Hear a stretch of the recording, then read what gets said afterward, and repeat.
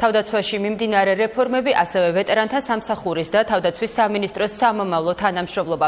ეს საკითხები ლევან იზორიამ ვეტერანების საქმეთა სახელმწიფო სამსახურის დირექტორთან შეხვედრისას განიხილა. მინისტრის განმარტებით თავდაცვის უწყება ვეტერანებთან ინტენსიური და აქტიური თანამშრომლობის გაგრძელებას გეგმავს.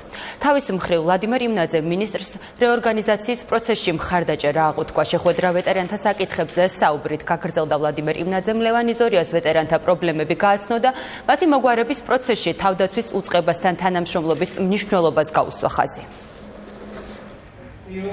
მახარებს ის გარემოება, რომ მის მიერ დადებითად იქნა შეფასებული და მოწონებული და მხარდაჭერილი რეფორმები, რომელსაც ჩვენ თავდაცვის უწყებაში ვახორციელებთ, იმიტომ რომ ჩვენ ძალიან დიდ მნიშვნელობას ვანიჭებთ ბუნებრივია ვეტერანების მოსაზრებას.